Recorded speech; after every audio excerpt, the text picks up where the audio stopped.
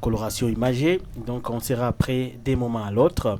Cette émission qui sera retransmise, je vous disais, en direct. Et donc, mesdames et messieurs, commençons cette émission Santé et nous, l'émission Santé et nous, une émission de l'Université évangélique en Afrique. Comme vous le savez, la faculté de sciences de l'UEA organise un programme de formation en master en psychomotricité. Et donc aujourd'hui, nous aurons l'honneur de recevoir sur ce plateau les étudiants que moi j'appelle le futur spécialiste en psychomotricité.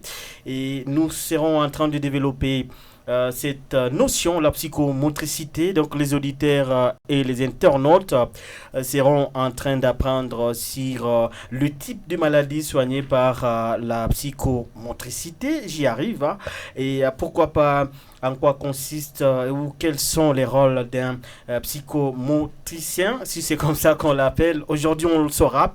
Donc, restons ensemble, chers amis. Nous sommes Didier Baïndois derrière le micro pour la présentation. Vincent Tabala est en train de colorer les images pour les internautes. Et sans pour autant tarder, laissez-moi vous présenter nos invités parce que nous serons avec M. Saloumou Kombi Salomon. Il est aussi étudiant en psychomotricité, n'est-ce pas ça? Caribou encore. Oui, merci. C'est Salomon, Kombi Salomon. Saloumou Kombi Salomon. Voilà. Ouais. Nous serons aussi accompagnés parce que c'est une émission genrée par une voix féminine. Il s'agira bien sûr de Binja Biani Daniela. Encore une fois, bonjour. Bonjour, monsieur. Et je peux me permettre de dire bienvenue. Merci, merci. Voilà. Et nous avons monsieur David, David Luiso Emmanuel. Monsieur David Luiso, bonjour. Bonjour. Oui, tout va bien? Merci beaucoup, ça va. Ok. Et enfin, monsieur Ntabala Matenga, Jean-Paul pour les intimes, Caribou encore et bienvenue, monsieur Jean-Paul. Merci beaucoup, cher journaliste. Voilà, vous l'aurez compris, la psychomotricité, c'était bien sûr un aparté. Ils m'ont dit que c'est des mouvements. Vous comprendrez que moi, je serai très mouvementé avec mon micro. Chaque fois, je serai très flexible. Mais voilà, on y est. On commence par qui? Parce que c'est les invités que moi j'appelle des experts par rapport à la psychomotricité. Mais comprenez qu'aujourd'hui nous serons en train de parler du rôle de la psychomotricité. Et bien sûr, nous serons en train de finir par le partenaire qui appuie ces programmes. Parce qu'il faut le dire, l'Université évangélique en Afrique collabore avec l'Université de Liège et l'Université libre de Bruxelles. Alors, monsieur Saloumou Kombi Salomon, ça va toujours, hein? Oui, ça va. Voilà, ça va. Les auditeurs se posent des questions, Oui. les internautes même. Et donc, c'est quoi au juste cette notion, la psychomotricité? J'ai même du mal à prononcer. Hein. Bien sûr, merci pour la question, messieurs les journalistes. Ok. La psychomotricité, c'est une science qui paraît jeune. Et pour mieux peut-être le comprendre, il faut parler des autres modèles, des autres approches pour arriver à l'approche des psychomotricités. Il faut parler un peu de l'approche biomédicale. Dès le 19e siècle, c'est une approche qui se focalise pour comprendre les causes des maladies, aussi leur prise en charge. Mais l'approche n'est pas en train de voir les autres aspects, n'est pas en train de considérer la personne comme un cas particulier dans l'approche biomédicale. Voilà. Puis après, il y a eu l'approche biopsychosociale. Pour l'approche biopsychosociale, elle va intégrer, en plus du processus biologique, elle va intégrer les processus psychologiques et sociaux de la personne. Dire que si vous recevez quelqu'un qui veut avoir une prise en charge, il faut aussi voir tout ce qui l'entoure. Quelles étaient les émotions, quelles étaient les pensées de la personne à son admission dans la structure médicale. Et donc, après cela, nous sommes en train de recevoir une nouvelle approche de psychomotricité. Et nous, on dit que c'est une approche globale. Globale comment? Parce que les fonctions motrices de la personne, l'état psychique de cette personne, l'état relationnel et affectif de la personne sont étroitement liés. Donc, on n'est pas en train de voir seulement un aspect. On est en train de voir son aspect somatique, la partie motrice. On est en train aussi de voir son cognitif, son état cognitif. Sur le plan mental, est-ce que la personne, il est vraiment en bonne santé? Et après, il faut, en plus de l'état psychique, il faut aussi regarder ses relations. Comment la personne interagit avec d'abord lui-même, comment il interagit avec les autres et comment il interagit bien sûr avec son environnement. Donc la psychomotricité, c'est une approche purement globale où le psychomotricien ou la psychomotricienne doit vraiment regarder tous ces aspects-là. Voilà. Oui, merci beaucoup Salou Mukumbi. Donc, on voit pour les sociologues l'aspect holistique des choses. On nous parle de la globalité, tous les corps humains. Et voilà. David Louesso Emmanuel, oui, on a compris que ça intéresse la globalité même de la personne. Oui. Est-ce que on peut déjà imaginer quelques, comment je vais dire, types, genre ou sorte de maladie, parce que l'être humain est toujours malade. On est dans une société où c'est inhérent de vivre avec ça. Est-ce que la psychomotricité se charge de quelques maladies? Enfin. Merci beaucoup pour compléter mon camarade Salomon. Je dirais que la psychomotricité en soi possède des dimensions. Parce que d'une part, elle est une science et d'autre part, elle est une profession. Science et une profession. C'est pas tout le monde qui peut s'aventurer dans la psychomotricité. Dans la psychomotricité. Alors. Bon, elle est tellement jeune, tel que les collègues viennent de le dire. C'est pourquoi nous sommes en train de l'apprendre maintenant au sein de l'université. Ça a évolué dans d'autres pays sous d'autres cieux, sur le plan académique, mais c'est récent ici chez nous, en République démocratique du Congo. Mais s'il faut parler de l'aspect pratique, on doit essayer un peu de dire que la psychomotricité, c'est une approche thérapeutique. Donc c'est une thérapie qui tire fondement dans les domaines de la santé mentale. Parce qu'on doit aussi rester focus, bien qu'il y a cette globalité, mais nous sommes tout d'abord évidemment dans les domaines de la santé mentale. C'est par là que ça commence avec les concepts psycho. Les psychos, c'est dans le monde évidemment des comportements et autres. Et là, au niveau des santé mentale, il y a beaucoup de thérapies qui accompagnent des troubles, des maladies, des pathologies évidemment. Et là, ces approches qui ont existé, ils étaient en train d'amener des changements, le bien-être auprès des malades qui souffraient. Mais la psychomotricité vient compléter les précédentes approches qui ont existé dans les domaines de santé mentale. En fait, c'est juste une question d'utiliser les corps. À partir des mouvements des corps, on essaie un peu de traiter quelques troubles mentaux, quelques troubles psychomoteurs. On peut citer par exemple les troubles des tonismes musculaires, si on peut les dire, les troubles neurodéveloppementaux. Il y a des enfants qui naissent avec des déficits, avec des difficultés.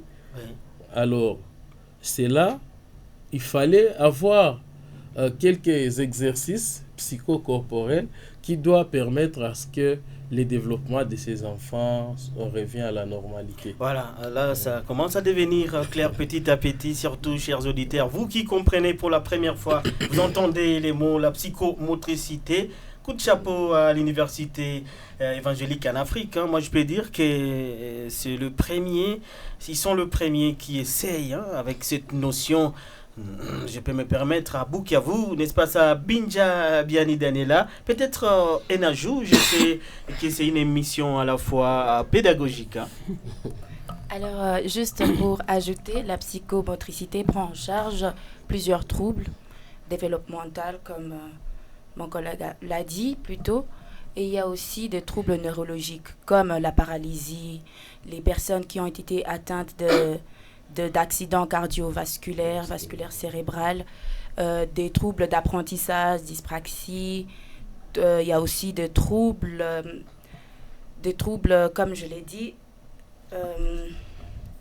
développementaux. Donc, il y a une certaine coordination qui n'est pas bonne, et avec les activités que l'on peut mettre en place, la personne peut renforcer sa capacité à se tenir en équilibre, en latéralité. Et ces troubles, ce sont les activités qui nous permettent d'intervenir dès les bas âges auprès des personnes concernées. Laissez-moi rester psychomotrique. Est-ce que ça peut se dire?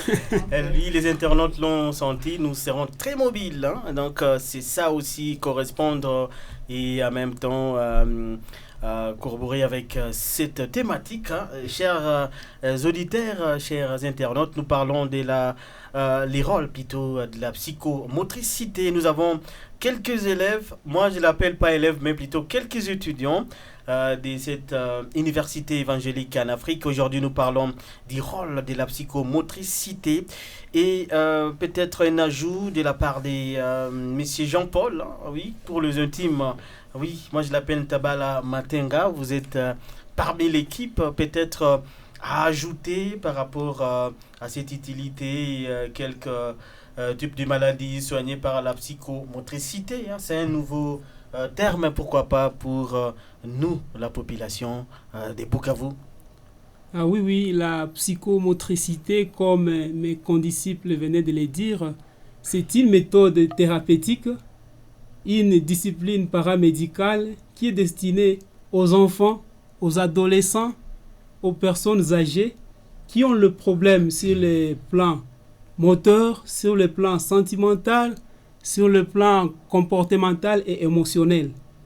C'est sur tous ces plans qu'intervient la psychomotricité. Et comme venait de le dire Madame Daniela, la psychomotricité prend en charge plusieurs maladies comme les troubles des apprentissages pour les enfants. Vous avez des enfants qui ont des problèmes d'apprentissage, qui ne savent pas mémoriser, qui ne savent pas dessiner, qui ne savent pas... Donc la psychomotricité intervient dans ce sens.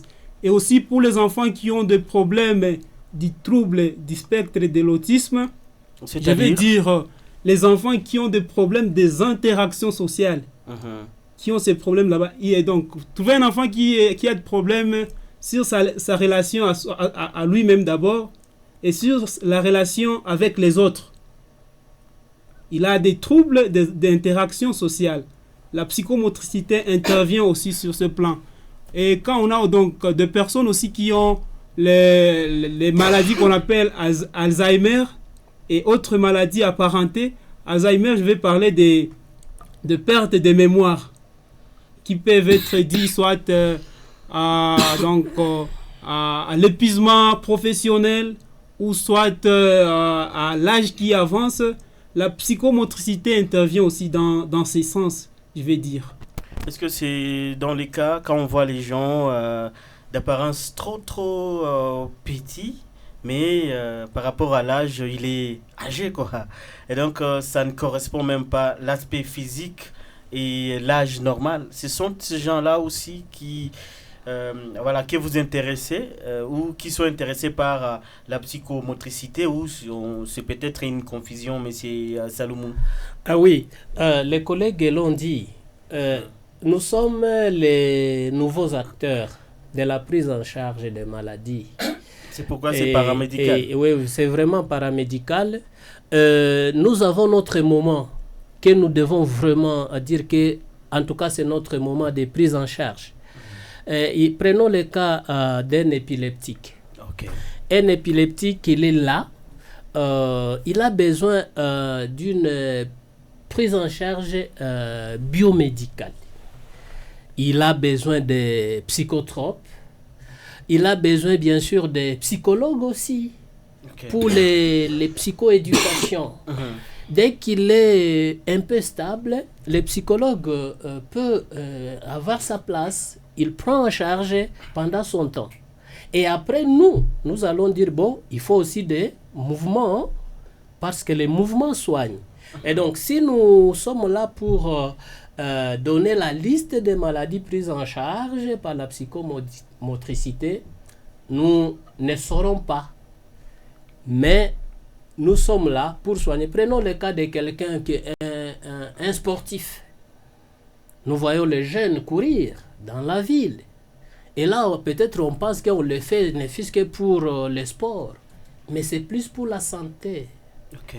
C'est pour dire que c'est difficile de déterminer les maladies, mais nous sommes là pour accompagner les autres actes. Par rapport à ce que disait le collègue, oui, un enfant avec crise du spectre de l'autisme, c'est un enfant qui a ce qu'il a dit là.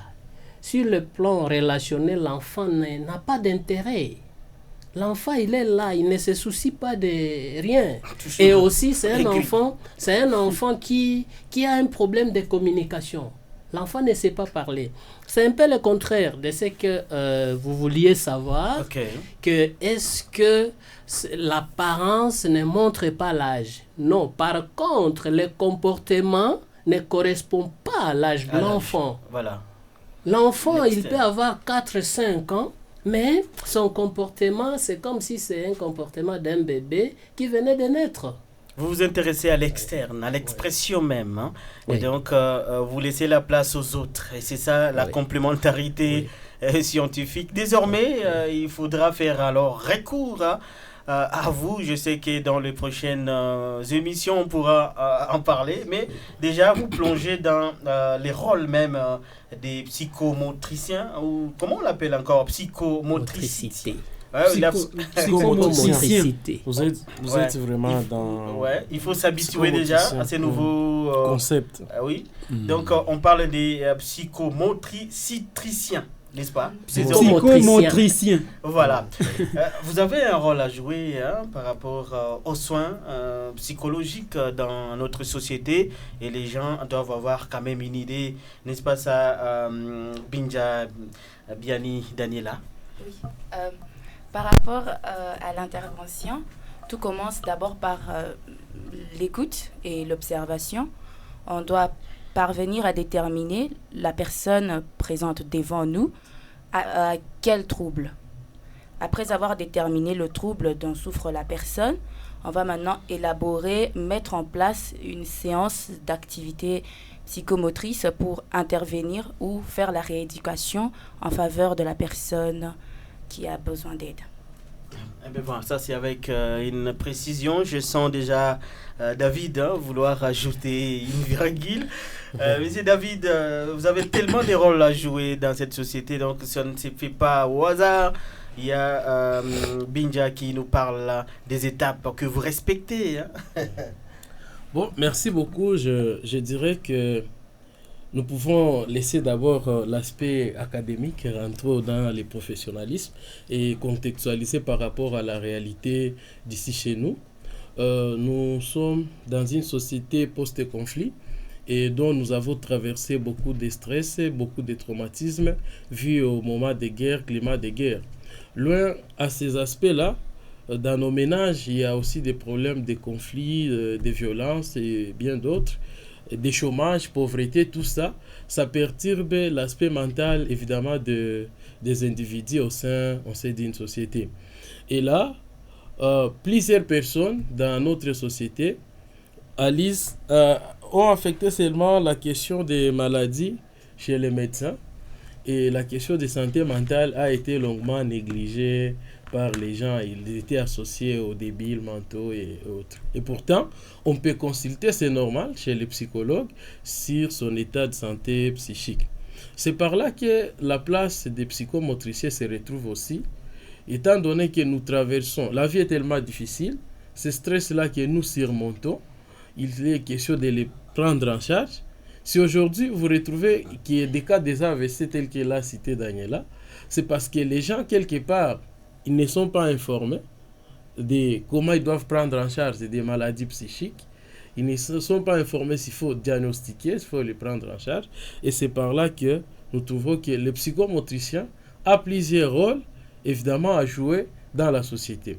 Tout d'abord, il accompagne les individus dans les fonctionnements psychocorporels ou bien psychomoteurs, évidemment, de leur corps, depuis l'âge du bébé jusqu'au troisième âge, si on peut le dire. Parce que toutes les catégories doivent être prises en charge par les psychomotriciens. Mais, ce que nous devons signaler, les exercices que nous faisons corporels sont à distinguer avec les sports, mais nous apportons la guérison à travers les exercices psychocorporels. Ah oui, ça sent déjà que vous devez être partout, surtout quand on parle en contexte hôpitaux. Ici, chez nous, on doit retrouver les psychomotriciens. Psychomotriciens. Les psychos, j'y arrive, motriciens. Wow. Ils doivent être désormais partout, ou peut-être ils étaient là, mais c'est les gens qui ne savaient pas que c'est lui qu'on doit appeler expert en ça. Ah oui, toi, tu as des macazes, on l'a dit à Bukavu. Mais toutefois, même si vous serez en train d'ajouter, je sais que vous en avez tellement de la matière, monsieur Salomou, mais en même temps, on peut ajouter les activités même. Donc, à quoi consistent alors vos micro-projets dans le cadre de la pratique professionnelle? Parce que vous êtes étudiant, hein, ou encore des stages, hein, parce que quand on parle étudiant, on voit aussi des stages, le micro-projet, tout ce que vous faites pour essayer d'accompagner votre encadrement, parce qu'il faut le dire, bientôt là, vous serez appelés des experts, des spécialistes en cette matière. Là, je m'adresse à M. Jean-Paul Tabala. Oui, merci de la parole, cher journaliste. S'il faut parler de nos micro-projets, donc ici, je représente mon groupe et nous intervenons à Ekabana. C'est juste en bas de l'île d'Air Bukavu. C'est une structure diocésaine. Donc, s'il faut le dire, une sous-structure de la Caritas de l'archidiocèse de Bukavu. Donc, et le titre de notre micro-projet, c'est la place des interventions psychomotrices dans la prise en charge des traumatismes dus à la maltraitance familiale. Cas du foyer et cabane. Voilà, les gens croyaient que c'est la dimension psychique seulement qui doit limiter les actions des cabana, mais apparemment vous devez à tout prix intervenir aussi. Oui, parce qu'effectivement, les enfants qui sont maltraités, qui sont chassés de leur famille parce qu'accusés de la sorcellerie, ils ont des troubles psychiques. Et à côté de ces troubles psychiques, s'accompagne des troubles moteurs. Ah oui, des troubles moteurs. Comment, oui. Comment donc, il y a des troubles. Ils sont souvent accusés, accusés et chassés. Tu t'imagines, tu mets un enfant au monde, ton enfant, et puis tu le chasses de chez toi, soit en disant qu'il est ou elle est sorcière, je vais dire. Okay. Cet enfant, quand vous le chassez, vous le mettez sur la route, vous ne savez pas où va cet enfant. Et après, il est récupéré par le foyer Cabana qui le prend en charge. Et cet enfant, tu t'imagines, un enfant qui vit sans ses parents, qui a été chassé. Il y a des enfants qui m'ont dit ils ont échappé à être brûlés parce qu'accusés de la sorcellerie. Ces enfants peuvent développer des troubles. Et à côté de ces troubles psychiques, peuvent avoir lieu des troubles psychomoteurs. Voilà. Oui, et ces troubles psychomoteurs peuvent se manifester à travers leur comportement. Voilà, je te reprends. Mademoiselle Binja, hein, est-ce qu'un psychomotricien est vraiment utile à Ekabana parce que les gens peut-être à Bukavu ignoraient l'importance même de cette présence d'un psychomotricien dans l'intervention à Ekabana, par exemple. Oui, le psychomotricien est d'une importance capitale auprès des enfants parce qu'à cet âge, une personne est encore en pleine croissance.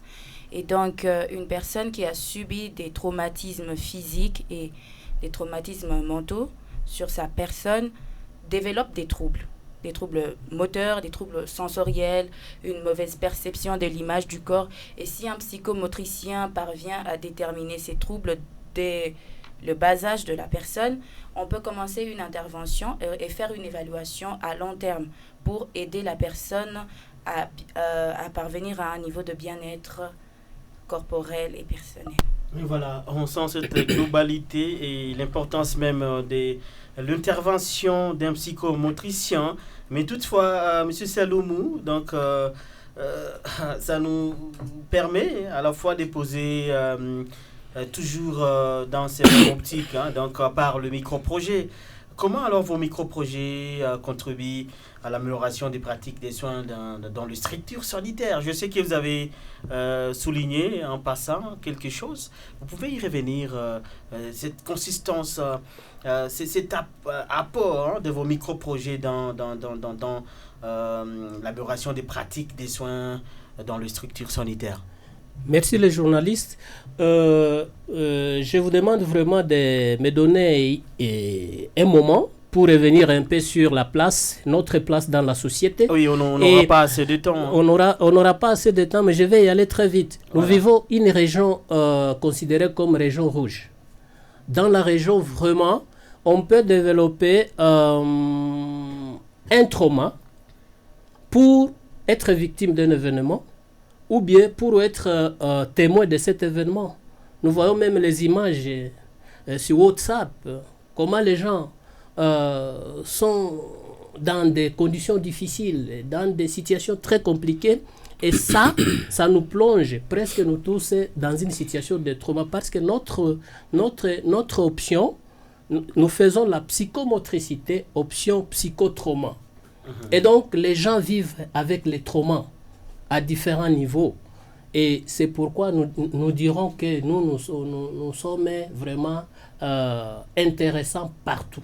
Bien placé par rapport au contexte surtout actuel. Par rapport, même ici à la radio, la Prinel, si vous pouvez avoir un psychomotricien pour essayer de régler les relations interprofessionnelles, vous allez voir que c'est utile aussi. Si je reviens rapidement à la question, notre apport dans les structures, ça fait quoi? J'ai un peu parlé de ça. La prise en charge somatique, je voudrais dire biomédicale, elle va de pair avec la prise en charge psychologique qu'avec la prise en charge psychomotrice. Si la personne consomme les médicaments, par exemple, là où il consomme les médicaments, et s'il est à côté de quelqu'un qui lui donne des conseils sur comment il peut encore réintégrer la vie sociale, la communauté, et s'il il ajoute à ça les exercices, ça va amener ce que nous appelons la dynamique psychomotrice. Ça va amener la coordination psychomotrice parce que le corps travaille comme une unité, c'est un tout. Et si un paramètre a un défaut, par exemple le paramètre de coordination a un défaut, vous allez voir que ça va avoir l'influence sur la posture de la personne, la position dont la personne se présente. Vous allez voir que ça va avoir par exemple l'influence sur la relation de la personne avec les autres. Vous allez voir peut-être que ça va avoir de l'influence sur la façon, dans la manière dont la personne va se représenter son corps, va se présenter dans l'espace. C'est pour dire que nous avons de la contribution énorme. Parce que nous venons ajouter ce qui ne se faisait pas, ce qui est les mouvements. Les mouvements soignent, les mouvements c'est les soins, les mouvements c'est la vie. Les mouvements, c'est la vie. Donc, vous venez d'ajouter et vous venez en même temps ajouter ce qui ne se faisait pas. Donc, cette dimension psychomotrice, hein, donc que peut-être la population ignore. Hein. Nous sommes en train d'y aller petit à petit avant, bien sûr, qu'on clôture. Hein. Il y a toujours de la matière chaque jour. Et donc, comment appréciez-vous alors cette formation de la psychomotricité, hein, donc organisée à l'IEA par les enseignants, quoi. Donc, les points forts, peut-être il y en a. Les points faibles aussi, pourquoi pas, messieurs Tabala ou David, comment vous appréciez cette formation, cette notion de psychomotricité.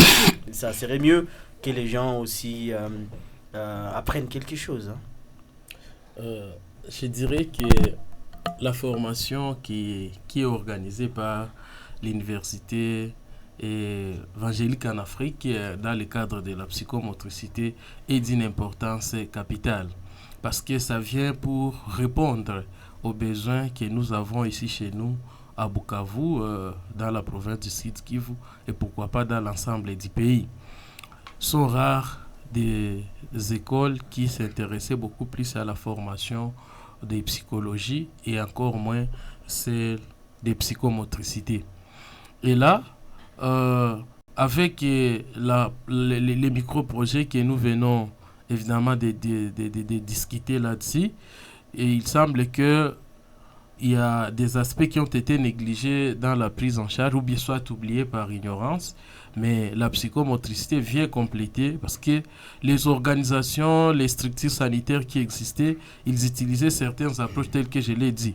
Il y a la prise en charge psychosociale, il y a d'autres qui utilisaient la prise en charge médicale, la prise en charge économique, mais l'aspect psychomotrice n'était pas là-bas. Mais avec la formation qui est organisée au sein de l'université évangélique en Afrique, ça permet de former des hommes, des femmes, des leaders qui vont vraiment aller guérir les patients, les membres de la communauté qui souffrent de différents troubles psychologiques et psychosomatiques. Oui, les défis ou disons le point faible aussi, on peut les avoir. Monsieur Jean-Paul, c'est possible? Oui, les points faibles, on peut les avoir parce que quand on est encore une discipline nouvelle, oui, on doit avoir des difficultés liées à l'adaptation par rapport d'abord au milieu. C'est que il nous faut un combat, il faut combattre pour que les gens intègrent la psychomotricité ici à Bukavu et en RDC en général. Parce que c'est une nouvelle discipline qui demande beaucoup de sensibilisation, beaucoup d'efforts afin que la population congolaise en général puisse comprendre l'importance des interventions psychomotrices dans la prise en charge des psychotraumatismes. Et aussi, donc, s'il faut citer d'autres difficultés, bon, vous savez, donc, les études, ça se paye. Ça se paye. Pour faire le master, c'est pas que tu viens, tu te lèves un jour et puis tu viens commencer.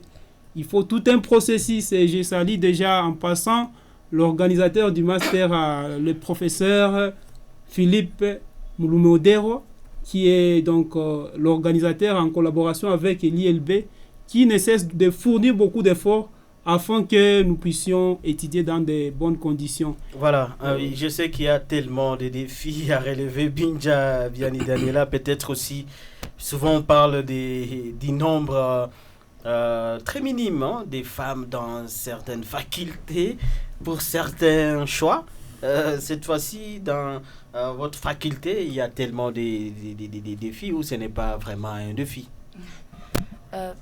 Ce n'est pas vraiment un défi, c'est d'ailleurs un point fort parce que notre programme de master encourage les femmes à poursuivre le cursus de master avec une bourse qui est déterminée, le montant est déterminé par la faculté, mais c'est déjà un point fort qui permet aux femmes qui ne peuvent pas payer toute la totalité des frais de suivre la formation et de payer la moitié, par exemple. Voilà. Ça, c'est un encouragement. Alors, nous sommes en train de finir peut-être avec un questionnement. Oui, à chacun de répondre selon sa volonté. Peut-être quelques conseils. Ils sont nombreux qui souhaiteraient faire, embrasser la faculté comme vous. Il y a quelques conseils à leur donner, monsieur Tabala. Il y a un conseil, peut-être Saloum aussi va ajouter. Que conseillez-vous à d'autres personnes des domaines qui... Voilà, recommandé, qui désirent faire des études de master On commence par qui avant de finir? Tabala ou Salomon? C'est lui qui Bon, se sent.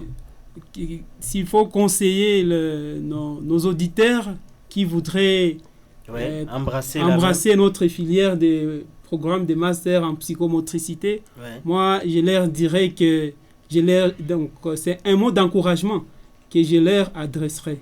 Parce que la science, donc quand on fait la science, on a besoin d'être accompagné par quelqu'un.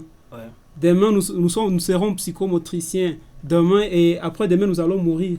Mais quand il y a des gens qui sont derrière nous, nous serons toujours encouragés dans nos interventions et partout, nous serons en train de travailler dans notre domaine. Je sais qu'Abou Gavou, on vous appelle aussi en même temps visiblement docteur. Tous ceux-là qui portent la blouse blanche, je crois. On vous appelle docteur. Merci Salomou Komba. Donc, vous êtes étudiant aussi dans cette faculté, Monsieur Salomon. Il y a un petit conseil à donner à ceux-là qui voudraient bien sûr embrasser votre carrière. Oui, merci les journalistes. Les conseils ne manquent pas. Et surtout que nous vivons un monde en changement permanent. Aujourd'hui, on est comme ça, demain, on est comme ça. Et donc, le monde évolue et selon le contexte actuel, nous ne pouvons qu'inviter les autres à nous emboîter les pas. L'IEA a ses programmes, mais nous ne savons pas quand ce programme va prendre fin. Puisque c'est un programme en consortium. Il y a les universités du Nord avec notre université locale. Et peut-être après un moment, le programme va s'arrêter. Et aux autres acteurs de prise en charge qui ne tardent pas, d'autres acteurs qui ne tardent pas, qui ne se suffisent pas de ce qu'ils ont, qu'ils ajoutent la psychomotricité sur ce qu'ils ont pour essayer de maximiser leur prise en charge de personnes qui attendent une prise en charge. Voilà, on sent déjà qu'il y a cette faculté tellement périlleuse, ça c'est entre guillemets, et les gens sont en train de découvrir l'importance même d'un psychomotricien. Cette fois-ci, j'y arrive. Monsieur Emmanuel, oui, des conseils, il y en a toujours à ceux-là qui voudraient faire et devenir comme vous, étudiants en psychomotricité. En tout cas, les portes sont grandement ouvertes chez nous à l'IEA pour qu'ils viennent, qu'ils ne tardent pas. D'ailleurs, après cette émission, même demain, qu'ils commencent les renseignements.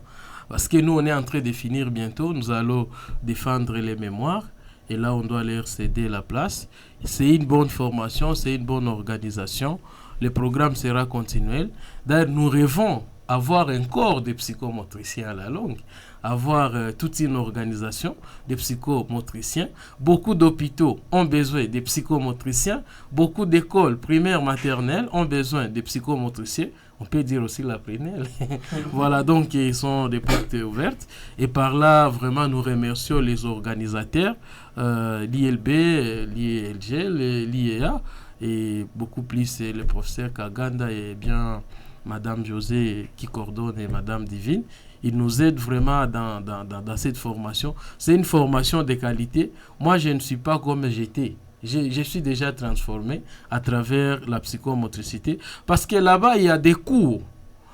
D'une part, des blocs, ça se forme en modules. Il y a les modules de la psychomotricité, les modules de la promotion de la santé, les modules évidemment des psychotraumas, des sociologies et santé communautaire. Tous ces modules-là concourent à la formation d'un bon psychomotricien qui doit contribuer à l'amélioration de la qualité des soins, si pas dans notre province, mais dans l'ensemble du pays. Voilà, merci. Nous sommes en train de finir.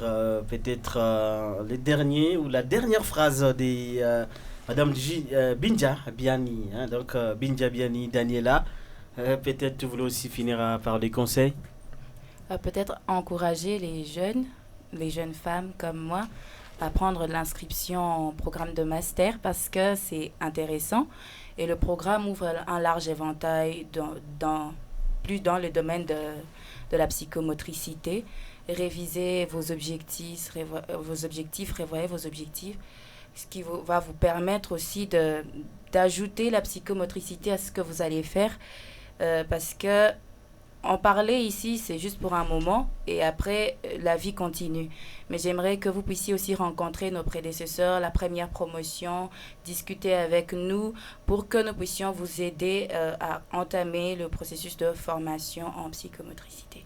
Voilà, nous sommes vraiment à la fin de cette émission Santé et nous, mes chers téléspectateurs, je peux le dire ainsi, chers internautes, chers auditeurs aussi, vous qui nous suivez à la maison. L'émission, c'était Santé et nous. Nous venons de parler du rôle de la psychomotricité. Et donc, au-delà de tout, dans cette émission, nous avons essayé de comprendre cette appellation, donc cette terminologie, ces mots-là, la psychomotricité. Je sais que tous les jours, on pourra y revenir parce que ce sont des nouvelles notions. Désormais, il faut vous y habituer. Nous avons essayé de parler du genre, quelques types de maladies soignées par cette psychomotricité, les rôles d'un psychomotricien. Et puis, nous avons essayé de soulever quelques micro-projets et les rôles, comment ils essayent d'aider ou d'améliorer donc la pratique professionnelle et surtout contribuer à l'amélioration des pratiques des soins dans le structure de santé. Vous avez eu à être invité, je sais que vous êtes toujours invité à faire mieux et comprendre que les psychomotriciens sont tellement utiles, on en avait besoin, on pourra y revenir. Aujourd'hui, nous avions eu quelques étudiants de cette faculté de l'IEA, donc Salomou Kombe Salomon, donc il est aussi étudiant. Merci d'avoir participé. Merci, messieurs les journalistes. Binja Biani Daniela, merci. Merci, monsieur. Voilà. David Aloïso Emmanuel, merci d'avoir été là et répondu à notre invitation. Merci, nous remercions aussi tous les auditeurs qui nous ont suivis avec attention et qui vont recevoir cette approche avec soin. Jean-Paul Matenga, merci beaucoup. C'est moi qui vous remercie, vaillant journaliste. Voilà, on ne pourra pas finir avec cette notion de psychomotricité, chers amis. C'est toute une année à la faculté, imaginez, même si le temps nous est parti vraiment arriver à la fin. Vincent Tabala a coloré les images pour les internautes. Et donc, Didier Baïndoa, c'était moi, juste derrière le micro pour la présentation. L'émission Santé et nous vient de finir. Les rôles de la psychomotricité a eu la chance d'être développé. Vous le savez, la faculté de sciences sociales de l'IEA organise un programme de formation en master en psychomotricité, on l'a dit. Et voilà, une collaboration avec plusieurs partenaires dont l'Université de Liège et l'Université libre de Bruxelles. Merci aussi à tous les enseignants, pourquoi pas ceux-là qui continuent à collaborer avec nous à distance, comme les professeurs Kaganda. Merci et restez accompagnés des programmes de la Prinel FM. Merci beaucoup. Merci.